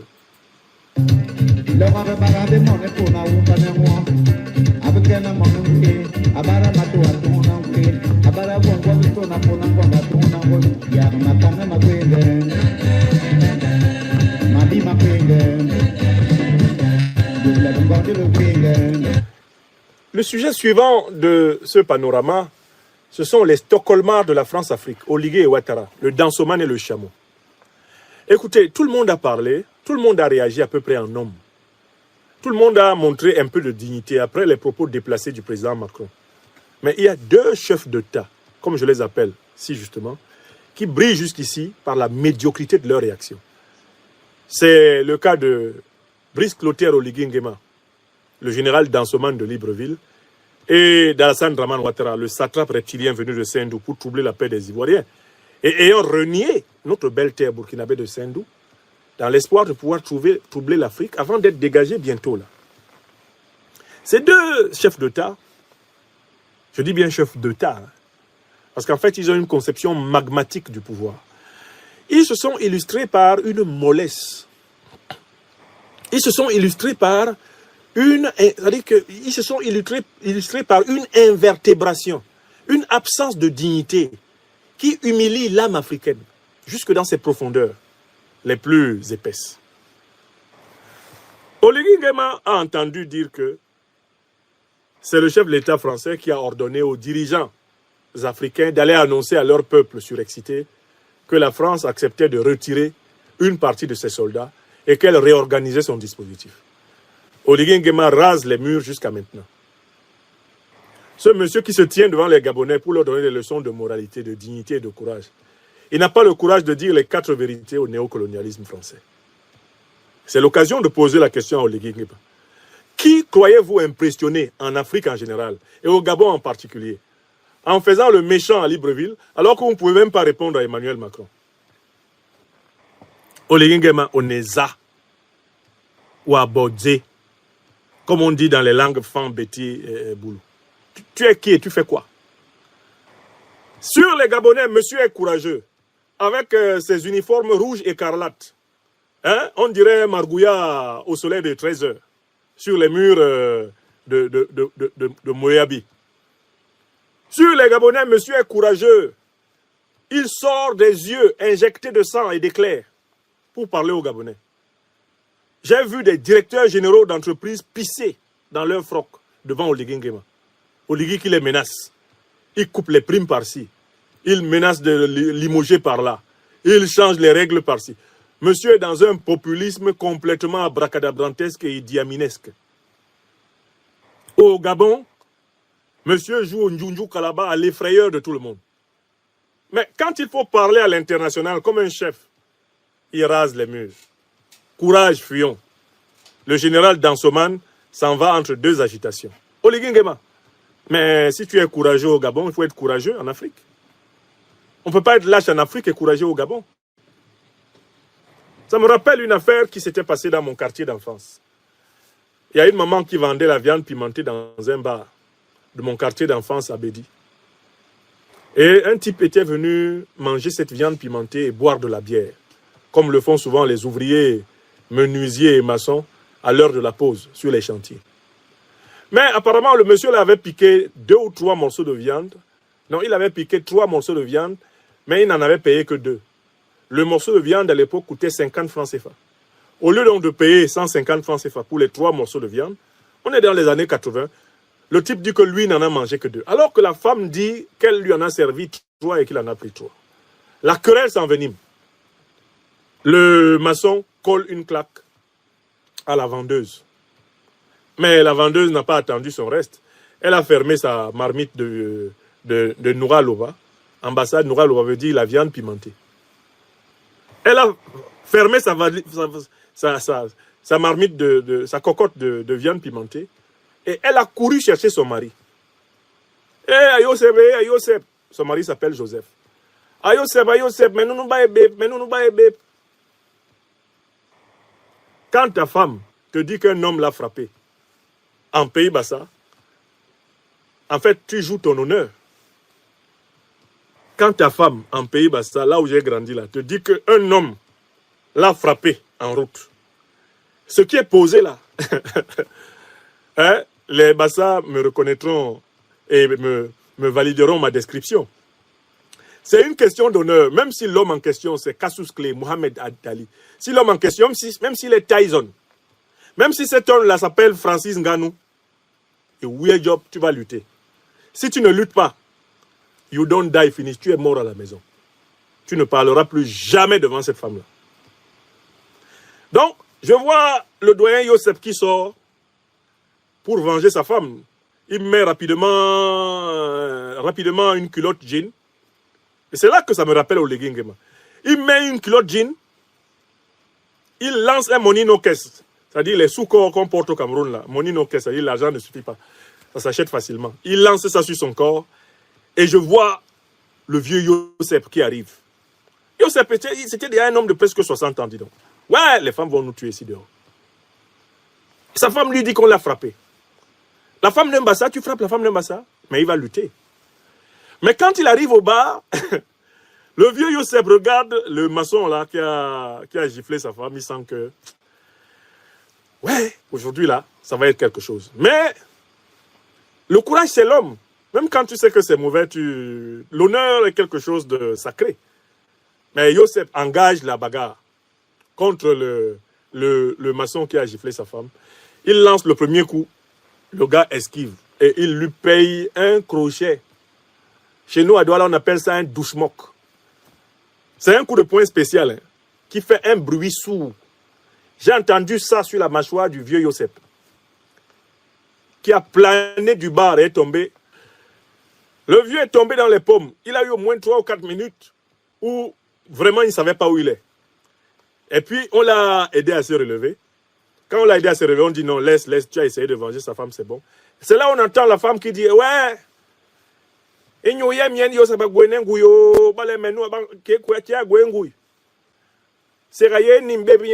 c'est sur moi que Joseph a la force. Moi, sa femme, là. C'est sur moi qu'il a la force. Mais voici son égal qui vient de le corriger. Qui dit ça? La femme qui est allée chercher son mari pour lutter.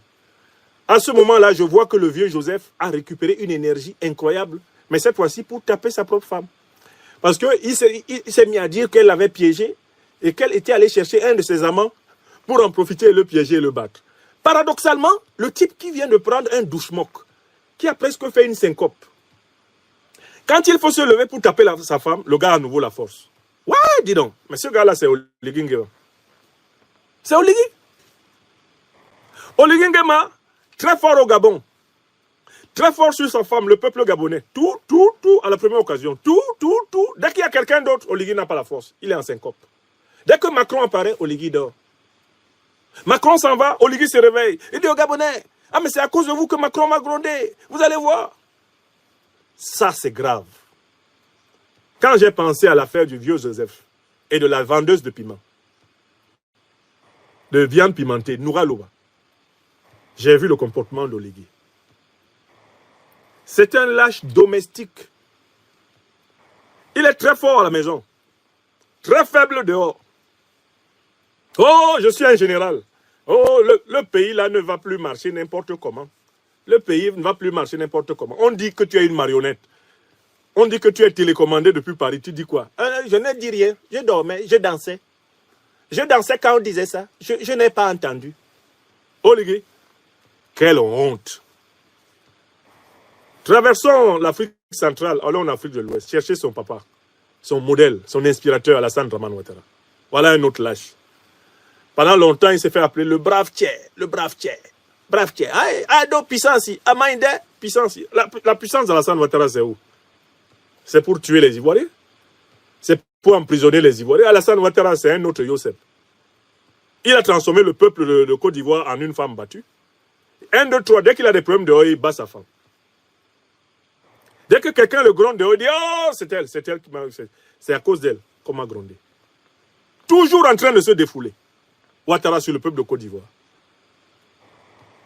Là, il a une occasion de faire preuve, ne serait-ce qu'un peu de dignité, en disant « Nous n'acceptons pas d'être traités de cette façon par un chef d'État étranger. » Non, il envoie son porte-parole, Amadou Le Bedona, dire qu'ils n'ont aucun commentaire à faire. Mais quand le président Abdourahmane Tiani pointe les responsabilités des pays de la CEDEAO dans la déstabilisation du Sahel, on envoie un petit général, Lassina Doumbia, chef d'état-major, répondre à un chef d'État. On lui dit, vas-y, Lassina, tu y vas.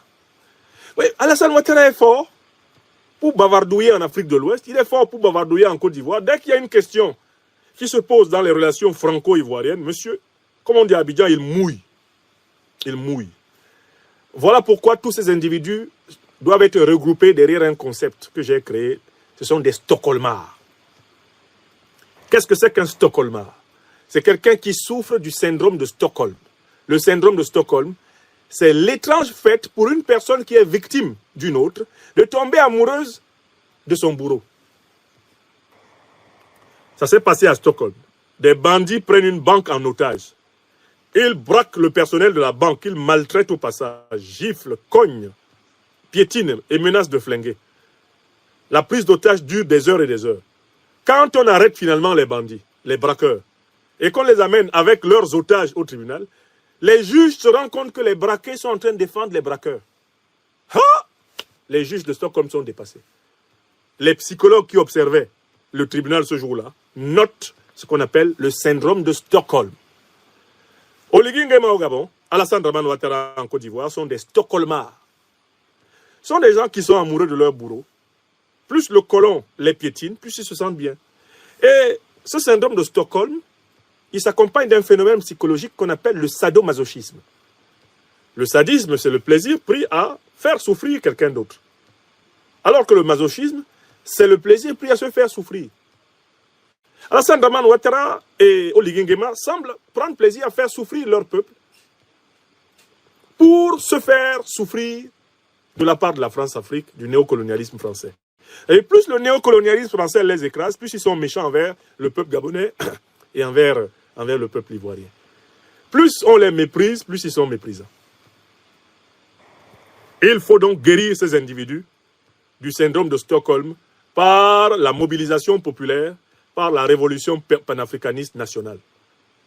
Elle doit traverser toute l'Afrique, y compris le Gabon, le Cameroun, la Côte d'Ivoire. Place à la conscience panafricaine. Oligui Nguema n'est pas l'homme de la situation au Gabon. Tant pis pour ceux qui espèrent de tous les rafistolages pseudo-constitutionnels, de tous les bavardages télévisuels, de toutes les postures, de toutes les contorsions du dansement de Libreville. Un changement substantiel de politique ne viendra pas de cet imposteur. Tout comme Alassane Dramane Ouattara n'incarnera jamais le véritable renouveau ivoirien, la renaissance ivoirienne. Il n'en est pas à la hauteur parce que tous ces hommes ont vendu leur âme à la domination néocolonialiste française. Voilà la vérité.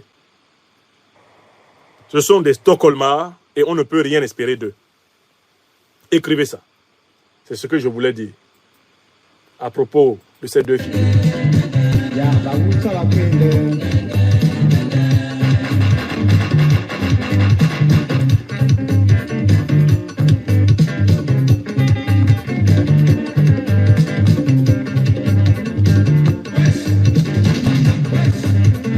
Venons en France.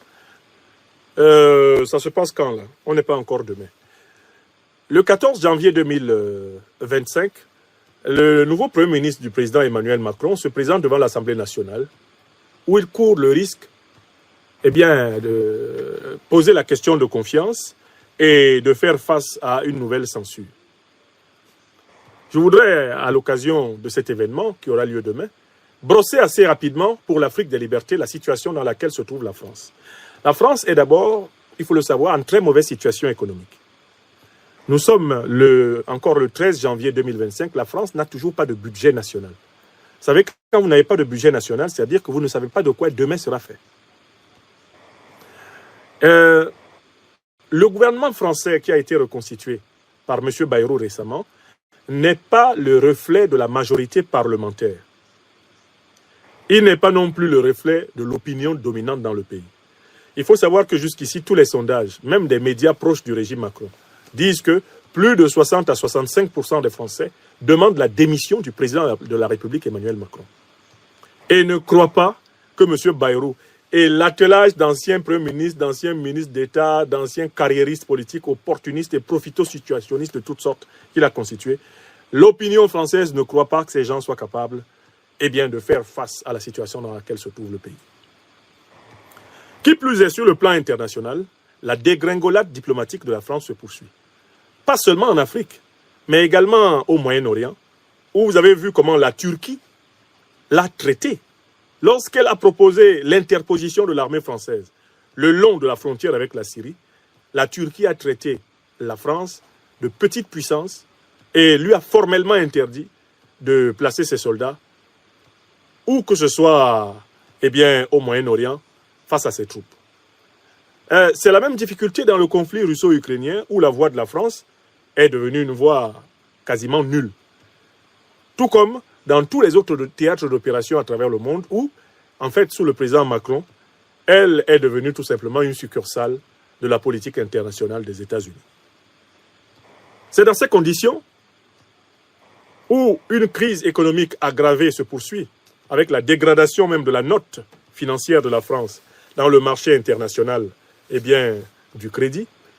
C'est dans ces conditions que se présente demain, devant l'Assemblée nationale, le Premier ministre François Bayrou. Et ce Premier ministre lui-même est le condensé du cafouillage et du flou qui règne sur la France. C'est qu'il veut faire plaisir à la fois à la gauche et à la droite. Il veut faire plaisir à la fois à l'extrême gauche et à l'extrême droite. Il veut à la fois abroger la réforme de la retraite, comme le demande la gauche, mais il veut aussi ne pas l'abroger, comme le demande la droite. Il veut condamner les idéologies racistes du Front National, mais il veut en même temps les approuver.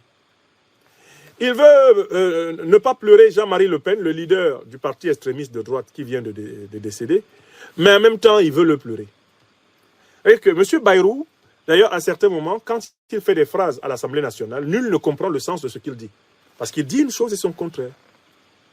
Le gouvernement français, aujourd'hui, est complètement illisible, incrédible, incompréhensible. C'est un gouvernement qui évolue dans le flou et qui approche progressivement du trou. Alors, dans ces conditions, nous sommes en janvier 2025. Que va-t-il se passer? Que va-t-il se passer? Premier cas, M. Bayrou réussit à contourner pour le moment le vote de confiance. Mais il n'aura jamais la majorité légale nécessaire pour gouverner. Et il sera donc obligé pour gouverner d'utiliser le terrible article 49.3 de la Constitution qui va pousser la France insoumise, le nouveau Front populaire et finalement le Rassemblement national à voter une censure contre lui, à le faire tomber. Premier cas, il essaie de jouer le pourrissement de la situation. Il utilise le 49.3, censure.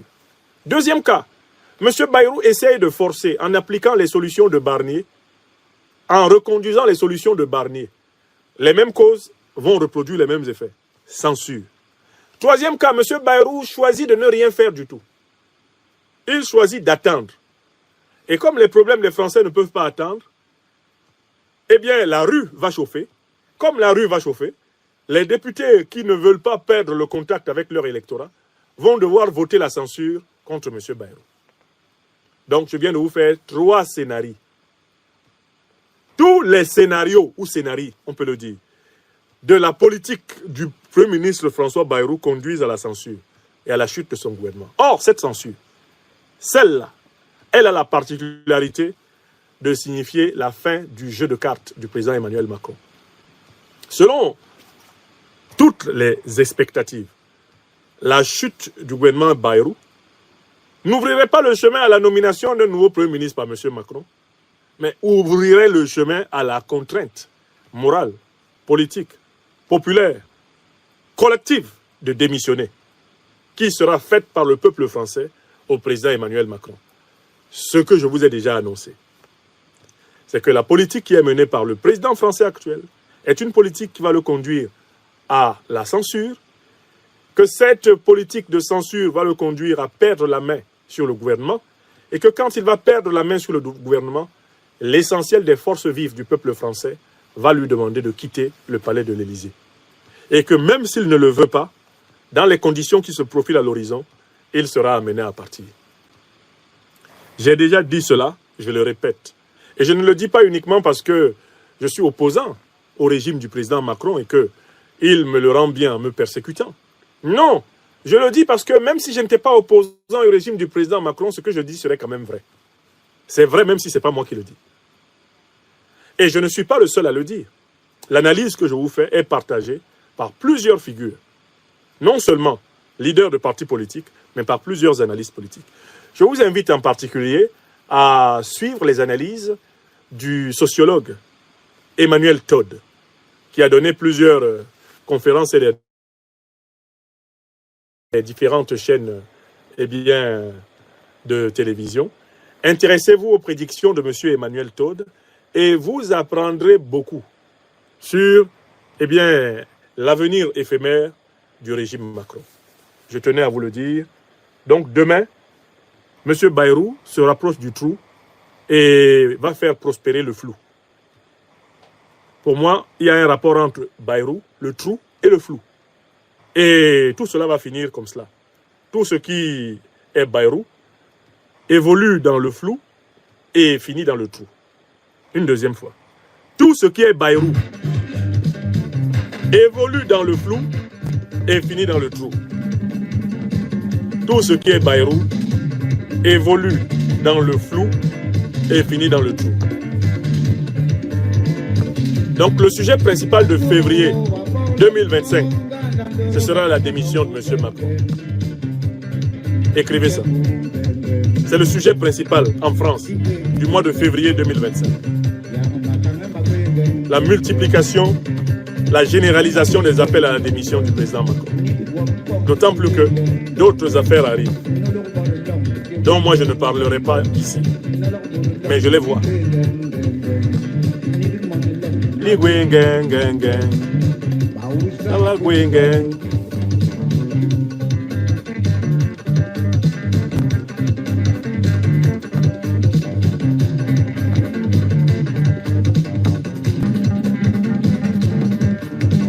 Bon, alors, écoutez, je voudrais vous parler de quelque chose qui m'a beaucoup surpris.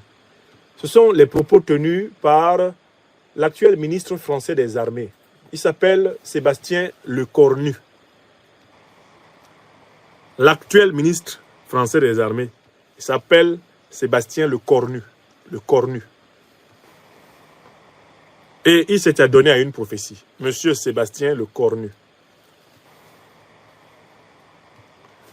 Que dit ce monsieur? La base au Tchad, c'est 300 millions d'euros par an pour le contribuable français. Donc ça mérite à mon avis un débat aussi entre les forces politiques.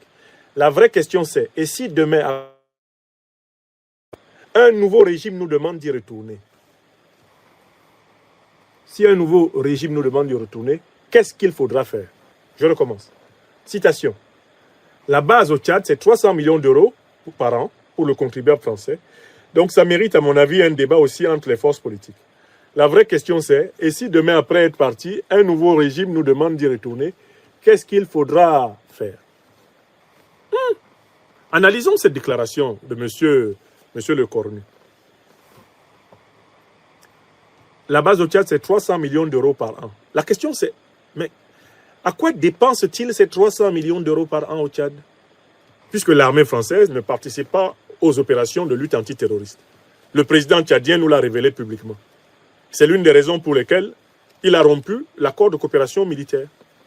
L'armée française ne participe pas activement aux côtés de l'armée tchadienne à la lutte antiterroriste. Alors, à quoi dépense-t-elle ces 300 millions d'euros dont nous parle M. Lecornu? Bon, l'armée française ne construit pas des routes, des hôpitaux, des universités, des lycées, tout ça là au Tchad. Le bilan de ce point de vue est pratiquement nul. La question c'est à quoi servent les 300 millions d'euros là dont parle M. Lecornu? Est-ce que cet argent existe? À qui profite-t-il? Bon, l'armée française, qu'est-ce qu'elle a fait donc au Tchad? Est-ce qu'elle a offert à l'armée tchadienne du matériel militaire dernier cri? Je ne sais pas, offert au Tchad des chars, des hélicoptères, des drones. Est-ce qu'elle a offert dans le budget de 300 millions? Est-ce qu'elle a enlevé 50 ou 100 millions pour donner ça au Tchad? Je ne comprends pas. Ils disent, la base au Tchad, c'est 300 millions d'euros par an pour le contribuable français. Mais la question, c'est, pour quel service rendu au contribuable français? Puisque le Tchad, qui est le pays qui hébergeait les militaires français, dit que ces militaires ne travaillaient pas avec lui, ni pour lui. Le président Mahamat Idriss Déby Itno a utilisé la formulation, c'est une présence obsolète. Je rappelle que obsolète veut dire qui ne sert plus à rien. Une présence inutile. Une présence qui est complètement injustifiée, superfétatoire, superficielle. Mais comment on a pu dépenser 300 millions d'euros par an dans une présence jugée obsolète par ceux qui devaient en être les bénéficiaires? Sur ce point, j'appelle l'Assemblée nationale française à ouvrir une enquête sur l'usage qui a été fait des soi-disant 300 millions d'euros par an du contribuable français au Tchad. Je crois qu'il faut qu'on sache qui a profité de cet argent. Puisque le Tchad nous a officiellement informé, qu'il n'en a pas profité. Alors on dit que c'est 300 millions d'euros. Mais est-ce que cet argent était en euros? Est-ce qu'il était en billets d'euros, cet argent? Ou est-ce que cet argent est en billets de CFA? S'il est en billets de CFA, mais qui fabrique le CFA? Est-ce le Tchad? Le Tchad possède-t-il la planche à billets du CFA? Ne court-on pas ici le risque que ces 300 millions d'euros aient été plutôt émis en CFA et dans ce cas, en réalité, que ce soit une préemption sur les richesses de l'Afrique?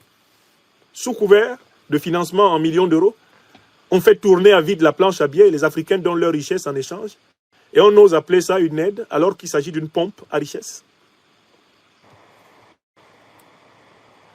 Alors, Maintenant, il continue. La vraie question, c'est, et si demain, après être parti, un nouveau régime nous demande d'y retourner? Mais comment M. Le Cornu fait-il pour imaginer qu'il doit y avoir un nouveau régime à la tête du Tchad qui va demander à la France d'y revenir? Ça me rappelle un livre d'un journaliste qui s'appelle Laurent Larcher. Laurent Larcher a écrit un livre intitulé « Les non-dits ». Les non-dits de la diplomatie française en Afrique.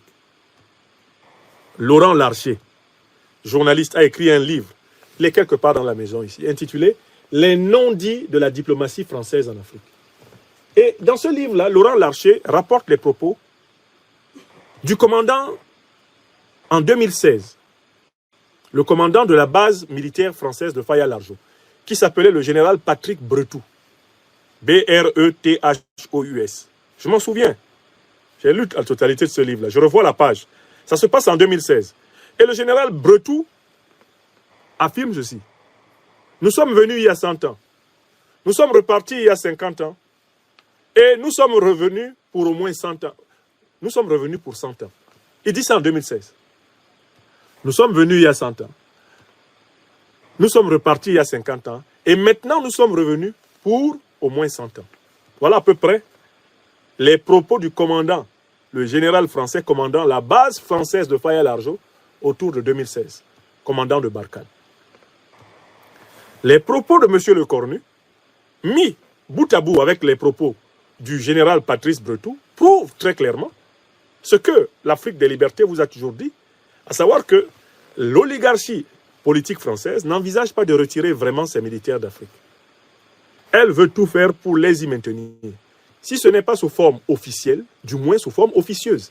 Si ce n'est pas en uniforme, eh bien visible, du moins sous forme d'un mercenariat invisible, camouflé.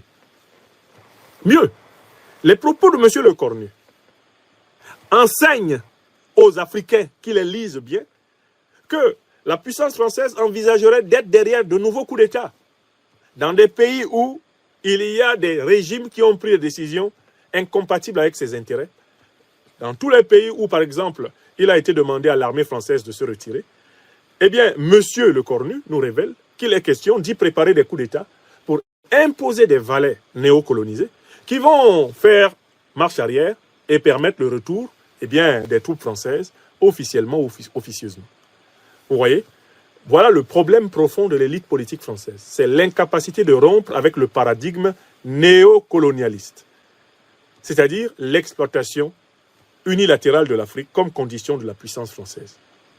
Les aveux du ministre Le Cornu sont l'expression d'une véritable défaite intellectuelle de l'élite politique française, incapable de concevoir une puissance française sans l'exploitation éhontée de l'Afrique.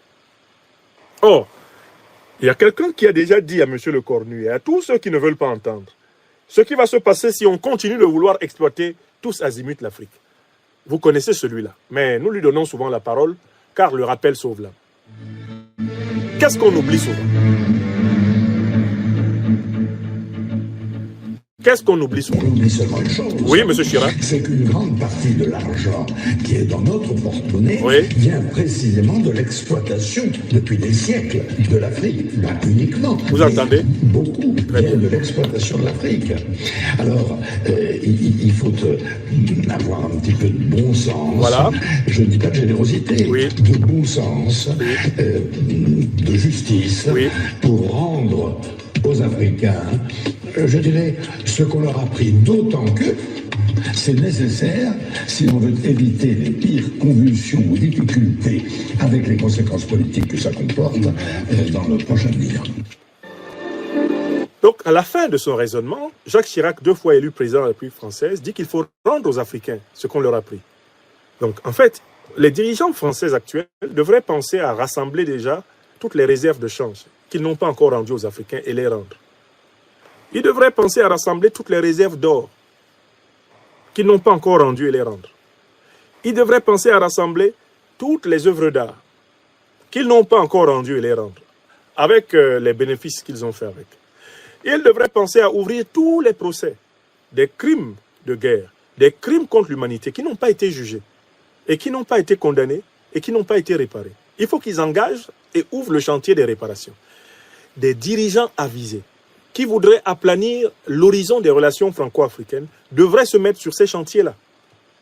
Chantier du jugement des crimes de guerre, des crimes contre l'humanité, des réparations. Chantier des restitutions, restitution de réserves financières, restitution de réserves symboliques, artistiques, restitution de tout ce qui appartient de droit à l'Afrique depuis plusieurs millénaires et qui fait la fortune indue de plusieurs sociétés ici en France et en Europe. Tout cela, une élite qui voudrait aplanir l'horizon avec l'Afrique devrait anticiper là-dessus.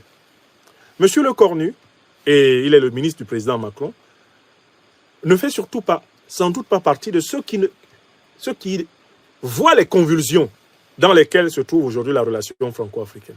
C'est une relation qui est dans les convulsions.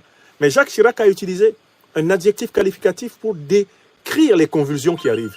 Il a dit des pires convulsions. Il dit bien les pires. Pires. Et je dis que le pire n'est pas encore arrivé. Il est à venir. Avec l'attitude qu'adoptent ces ministres, le déni de réalité, le refus de regarder en face, la nécessité de mettre fin au cycle néocolonial de la relation franco-africaine, on est en train de hâter la marche vers le pire. On est en train de hâter la marche vers des solutions purement révolutionnaires.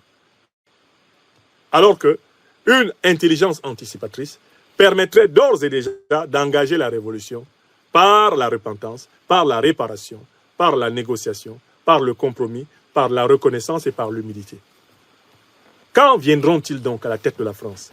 Ces dirigeants qui, retrouvant pied avec la réalité, retrouvant pied dans la réalité, vont mener une politique authentique de décolonisation de la France. Je crains qu'il n'y ait à court et à moyen terme, à la tête de la France, aucun dirigeant qui soit à la hauteur d'une telle politique. Et voilà pourquoi, très clairement, sur le plan géopolitique et géostratégique, hélas, la France est vraiment en danger. La France est vraiment en danger.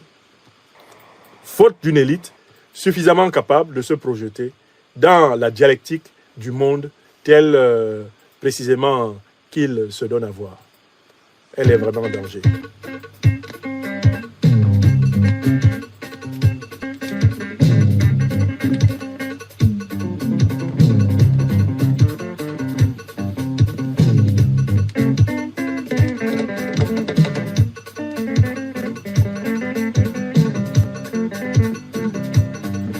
J'en viens au dernier sujet de cette émission, ce que j'ai appelé la victoire symbolique et morale de l'Afrique des libertés contre la Macronie, le désaveu inoubliable, un désaveu inoubliable pour la France-Afrique.